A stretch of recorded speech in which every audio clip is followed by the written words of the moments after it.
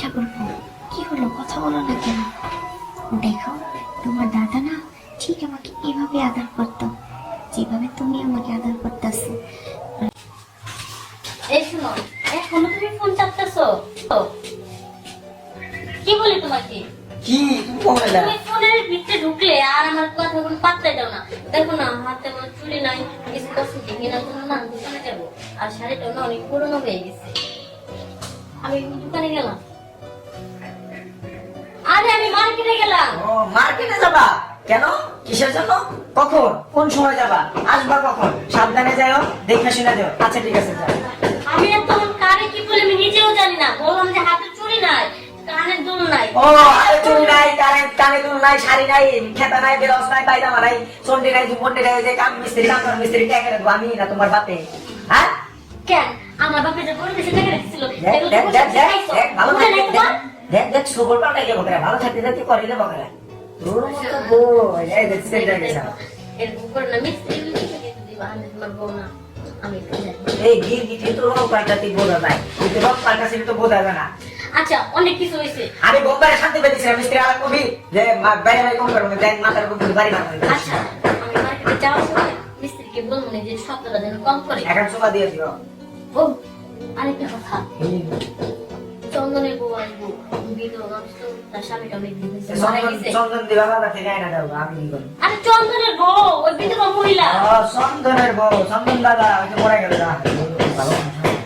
এখন শুনো, এর বউ আসবে, কিছু টাকা দেবে তো, তারে কিছু টাকা তুমি দিয়ে দিও। আর যে আমি এনে বসে বসে টাকা কামাই করি না, বসে বসে টাকা কামাই করি, আমার টাকা দেওয়া লাগবে। এত কিছু বলি না, দিতে হয়েছে দিবা। এখন আমি কি বললাম, মিস্ত্রি জমা দিতে না, মিস্ত্রি যে আমি জমা দিব, তোমার দিব না, থাকো। তুই যদি আর 2 মিনিট আমার কাছে থাকতি, সব দামি খাইতে রাত পাবো না। এক বিষয় না, দেখি কোন অন্ধন চন্দনের বউ আসে, টেহার মধ্যে কিটা লাগে ভালো করে দানা আছে, মেলা আবার টেহা দিচ্ছি কিন্তু টেহা পাই না।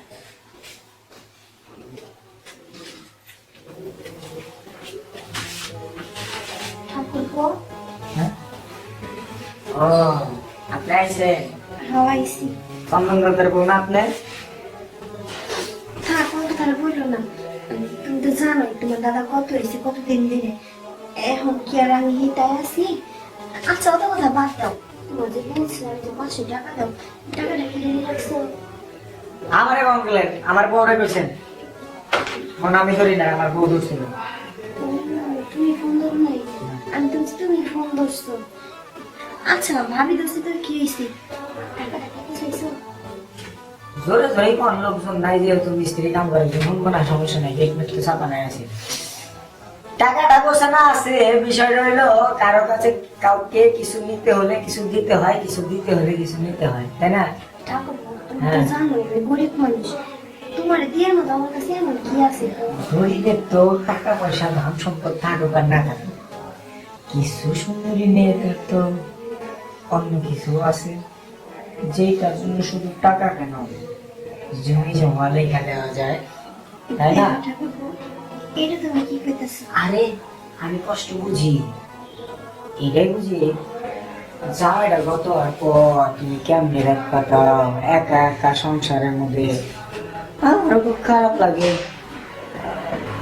মাঝে মধ্যে চাই আমি যদি একটু তোমার কাছে যাই, তুমি যদি মারো ভাই, আমার কিন্তু যাওয়ার কোনো জায়গা নাই, তাই ভাই ভয়েই যাই না, বুঝছো? আরে না, তুমি আমার 10 টাকা 100 টাকা ঠাকুরপো, তোমার কি মারতে পারি নাকি? তোমার জন্য 1000 টাকার নোট রাখছি, কিন্তু মনের বলে আমার বউরে কবা না। না না না, এই কথা বলা দেবো নাকি? আমি তো 500 টাকা চাইছিলাম। হ্যাঁ,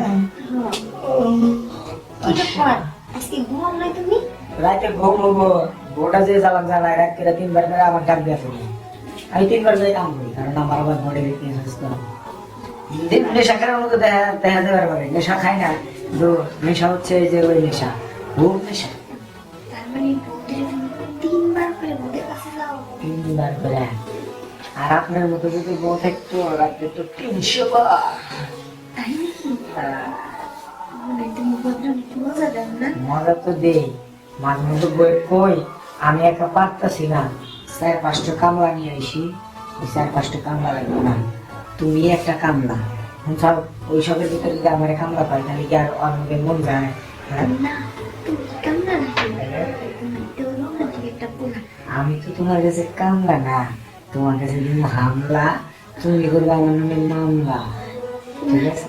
মামলা টামলা কিছু করবো ঠিক আছে? শুধু একটু হামলা তো দিয়ে হামলা আগে বোমা ফালানো, তারপর সব কিছু উড়া ফালানো, সাঁতারটা তুলবো আর কলার জোর দুধের জোর সব কিছু নিয়ে জোর দিব, মানে দোকান দোকান পাঠিয়ে করবো, ঠিক আছে? দোকানপাট লুট করবা। হ্যাঁ। দোকানপাট করবে এবার তুমি। আপনার কাছে দোকান পাঠ নাই? এটা তুমি কি বলছো? আমার কাছে দোকানপাট আছে নাকি? আর আমার কাছে যা আছে মনে করো। আচ্ছা জামাই পরা তারপরে একটু সুন্দর করে সাজু, আপনি তো নিজেই সুন্দর, হ্যাঁ? আসলে কি করবো, আমি সাজু লাগে ঠিক আমি পছন্দ করি বুঝছো। তোমার দাদা মারা গেছে তো কি হয়েছে, তারপর আমি সাজটা দেখে থাকছি। তাই তো একটা কাজ করা যায়। ঠিক আছে উপরোটো আমার বউ আবার আসবে, উঠো। আরে লজ্জা নাই, উঠো। তোমার এই সুন্দর পুকুরে যদি আমি গোসল দিতে পারি, নিজেকে ধন্য মনে করবো। আর তোমার মতো একটা মেয়ে পেয়ে নিজেকে গর্ভবতী মনে করবো। আমি নিজেকে গর্ভবতী মনে করি, ঠিক আছে? হ্যাঁ, তুমি না ঠিক তোমার দাদার মতো কথা বলো। তাই নাকি? দাদা যখন থেকে বিয়ে করছি না, হ্যাঁ তখন আমার দাদা আমাকে তেল আমি হ্যাঁ। আমি দেখতে কিন্তু অনেক সুন্দর। পরে তুমি প্রায় ডাকো মতো তাইলে দাদার মতো করে কামটা শুরু করে দিই নাকি, বলো? হ্যাঁ, তুমি যেরকম করে কথা বলো, যেরকম ভাবে তুমি ঘুরে আদর করো, আমি তা জানি না কেমন করে আদর করো। আদর শুধু আমি মুখে শিখি। শুনছি দাদার কথা মনে করে নিতেছি। সমস্যা নাই, আদর আমি শিখিয়ে দিচ্ছি। শোনো, তুমি শুয়ে পড়ো। সত্যি সত্যি শুয়ে পড়ো। তোমার বউ কোনে গেছে? আর কেউ নাই, এই আমি তো সুযোগ পাই দিছি। 1,000 টাকা তোমার দিন তাই আসুন, দুজন দূরে কোথাও হারিয়ে যায়। ঠাকুরপো, এই ঠাকুরপো কি হলো, কথা বলো না কেন? দেখো তোমার দাদা না ঠিক আমাকে এভাবে আদর করতো যেভাবে তুমি আমাকে আদর করতেছো। আর তোমার দাদা কত হওয়ার পর আমি এখন কোনো পুরুষের ভয় পাইনি। এই তুমি, তোমার এই আদরে আমি পুরো পাগল হয়ে যাচ্ছি। আদর করো, ভালো করে আদর করো আমাকে।